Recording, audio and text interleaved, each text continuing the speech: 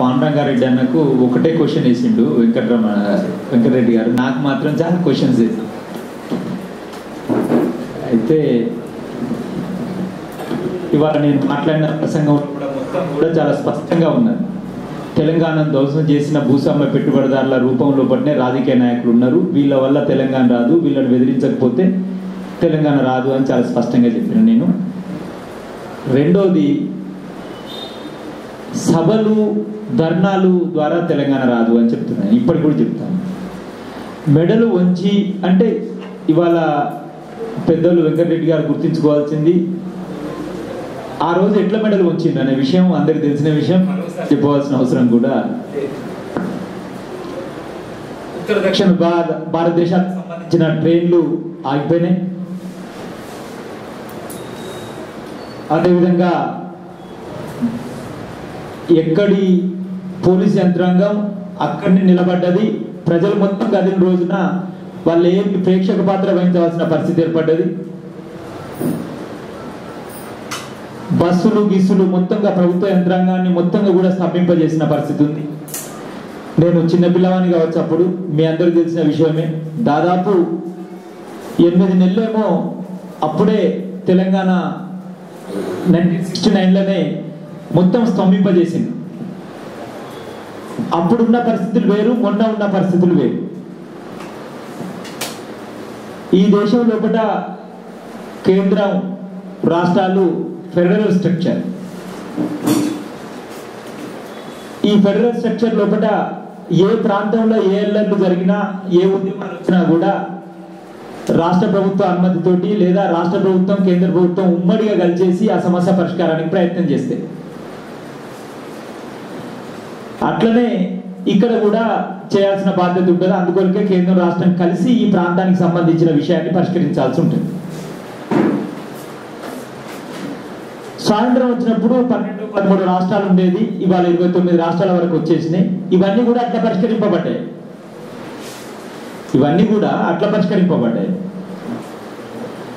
తెలంగాణ రాష్ట్రం కావాలనంటే యూపీఏలో ఉన్న ఏ ఒక్క పార్టీకి మనం మెమోరాండం ఇవ్వాల్సిన అవసరం లేదు.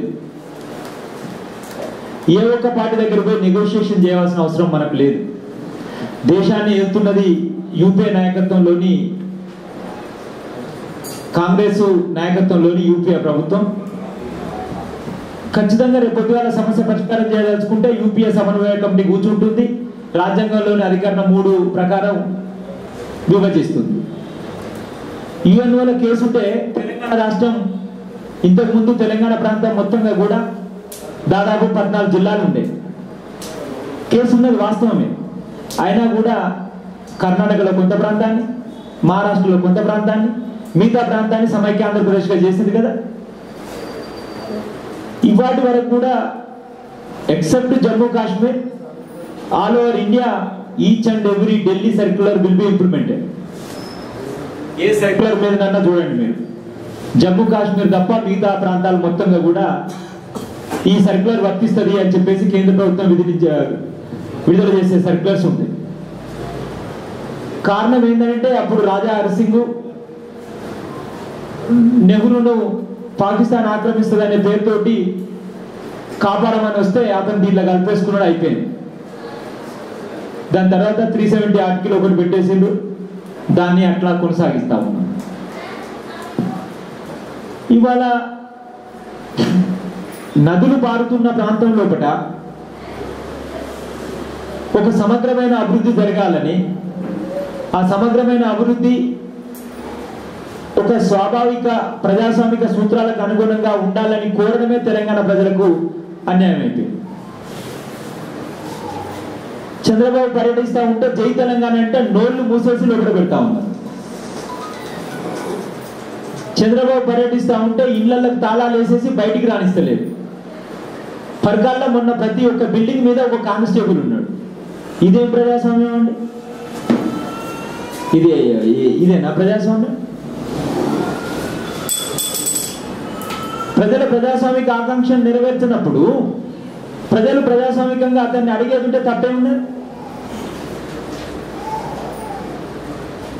అదేవిధంగా నా పిల్లవాడు చనిపోతున్నాడు, అనాథగా నేనెందుకు పొందబెడతా? నీ దుర్మార్గం వల్ల చనిపోతా ఉన్నాను. నీ క్రూర చర్య వల్ల చనిపోతున్నాడు, నీ నియంత చర్య వల్ల చనిపోతా ఉన్నాడు, నీ మూర్ఖ చర్య వల్ల చనిపోతా ఉన్నాడు. ప్రజాస్వామ్యం అనే పేరు మీద ప్రజాస్వామ్యానికి వీళ్ళు తిరోధకాలు ఇచ్చేసి రాజ్యాంగంలోని అధికరణ 3 ప్రకారం రాష్ట్రం ఏర్పాటు చేయాలని చెప్పేసి మహా ఉద్యమం చేసేసి రాష్ట్రం ఏర్పాటు చేయాలని చెప్పేసి ఒక కేంద్ర ప్రభుత్వం మెడలు వచ్చేసి ప్రకటన తెప్పించుకుంటే దానికి వ్యతిరేకంగా కుట్రలు పన్నేసి మొత్తం రాష్ట్రం ఏర్పాటు కాకుండా చేసినావు. కాబట్టి ఆలోచించలేని పిల్లవాడు చనిపోతే నేనెందుకు గుట్టిగా బొద్ద పెట్టుకుంటా? సాధ్యమైనంత వరకు నివాళులు అర్పిస్తాను, అయితే దాన్ని గ్లోరిఫై చేయండి. ఇదే మార్గం అని చెప్పాను. ఈ చరిత్ర ఐలమ్మ, కుమరయ్య, బందగి, బర్ల యాదగిరి లాంటి వాళ్ళ చరిత్ర. అటువంటి చరిత్రలోనే మీరు కూడా ఉండాలి మిత్రమా, కొడుక, తమ్ముడా అని చెప్పేసి అంటాం. కానీ చనిపోతే అనాథలాగా చెయ్యం. చనిపోతే అనాథలే. పార్లమెంట్ దగ్గర ఆదిరెడ్డి చనిపోయింది. ఇదే వెంకటరెడ్డి గారు కూడా వచ్చేసి తన ఫోర్స్ అంతా తీసుకొని వచ్చేసి జోహార్ యాదవ్ రెడ్డి అని చెప్పేసి ఎందుకన్నారు? ఎందుకన్నామోనంటే ఆయన బాధపడి మొత్తంగా పోయి పార్లమెంట్ దగ్గర చెట్టు కూరేసుకొని చనిపోయాడు. పార్లమెంట్లో బిల్లు పెట్టినందుకు 3 పోరాటాలల్లా ఖచ్చితంగా ఉంటాం. ఆ పోరాటాలు ఉద్యమాన్ని ఉధృతం చేసే వైపు, పోరాటాలు తెలంగాణ ఫలిత సాధన వైపు ఉన్నంత వరకు ఉంటాం. సకల జిల్లా సమ్మెను విరమించొద్దని కేసీఆర్ ముందు ఒక కంటిన్యూ ఒకటే తక్కువ, అంతే. నేను ఒక్కరిని ఏదో చీకట్లో పోయి మాట్లాడలే. ట్రేడ్ యూనియన్ నాయకులు అందరూ ఉన్నారు ఇదే తెలంగాణ భవన్లో. ఇదే కోదండరాం కూడా కూర్చున్నాడు. ఒక్క వారం రోజులు ఓపిక పడదాం, మనం ఒక్క వారం రోజులు ఓపిక పడదామని చెప్పినాం. ప్రభాకర్ ఇట్లా మాట్లాడతాను, మనకే అన్యాయం జరుగుతూ ఉంది, మనకే ఇబ్బంది జరుగుతుంది, మన పిల్లలే నాశనం అయిపోతా ఉండు, మన ప్రాంతమే నాశనం అయిపోతుంది, నేను తల దగ్గొట్టుకోనా, తెలంగాణ ఉద్యమాన్ని నేను ఆపుతానా అన్నాడు. నువ్వు అనగా ఆ మాట, నువ్వంటే అక్కడ పిల్లలు చచ్చిపోతా ఉన్నారు అని అన్నాం. ఖచ్చితంగా బయటకు వచ్చేసి నీ ప్రకటనలో పార్టిసిపేట్ కావని కూడా చెప్పి, నువ్వు ఇవాళ ఇచ్చిన రాస్తా రోక, రైలు రోక ఏదైతుందో ఇది కనీసం 20 తారీఖు వరకన్నా కొనసాగించాలని అడిగినాం. కొనసాగించలే. 18 నాడు అర్ధరాత్రి బస్సులు నడిచినాయి. 19 నాడు అర్ధరాత్రి సెకండ్ షిఫ్ట్ నుంచి సింగరేణి వాళ్ళు వెళ్ళిపోయారు.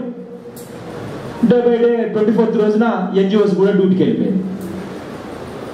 సమ్మెను కొనసాగించడంలో కానీ, సమ్మెను ఉధృతంగా తీసుకుపోవడంలో కానీ వ్యక్తులు చరిత్ర నిర్మాతలు అని అనుకోం. మేము ప్రజలు మాత్రమే చరిత్ర నిర్మాతలు అని అనుకుంటాం. ప్రజలతో విశాల ఐక్య ఉద్యమం మాత్రమే తెచ్చిందని అనుకుంటాం. ఆ రోజు తెచ్చిన మహాపోరాటం అంటే ఖచ్చితంగా దాదాపు 10-15 లక్షల మంది తెలంగాణ ప్రాంతాల నుండి హైదరాబాద్ నగరానికి, ఉత్తర దక్షిణ తెలంగాణ ప్రాంతాల నుండి హైదరాబాద్ నగరానికి చొచ్చుకొని రాబోతున్నారు అని చెప్పేసి, ఆ చొచ్చుకొని వస్తే హైదరాబాద్ నగరంలో ఒక అల్లరి జరగవచ్చు. ఆ అల్లరిలో కూడా సీమాంధ్ర భూస్వామ్య పెట్టుబడిదారులకు మొత్తంగా నష్టం జరగవచ్చు అని భావించి ఇక్కడి పెట్టుబడిదారులను ఎవరు ఉపేక్షించడం లేదు. ఈ పెట్టుబడిదారుల నాయకత్వంలో తెలంగాణ వచ్చినా ఎవరికైనా వేస్తే, రామోజీరావు సంగతి ఏంది, కావూరి సంగతి ఏంది, రాయపాటి సంగతి ఏంది, లాంకోయిల్ సంగతి ఏంది, వీళ్ళందరూ కాదా ఆపుతున్నారు, వీళ్ళందరూ కాదా మర్మం చెప్తున్నారు.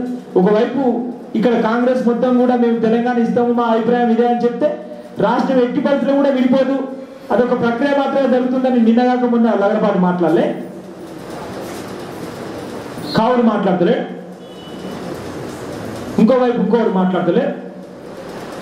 ఇవాళ ఉత్తర దక్షిణ తెలంగాణలో కూడా మొత్తంగా కూడా హైదరాబాద్ 4 చుట్టుప్రక్కల ప్రాంతాల మొత్తంగా కూడా ఇవాళ కనీసం రాగులో, జొన్నలో, వరే తినే వాళ్ళ, మంచుకో చెడుకో తిని ఉండే వాళ్ళ భూములను మొత్తంగా కూడా నిరుపయోగంగా మార్చేసి ఫామ్ హౌస్లు, రిసార్ట్లు, స్టూడియోలు, రియల్ ఎస్టేట్ గా మార్చేసి మొత్తంగా దుర్మార్గమైన ఒక దోపిడీ కొనసాగుతుంటే దానికి వ్యతిరేకంగా మాట్లాడకుండా ఎట్లుండగలుగుతాం?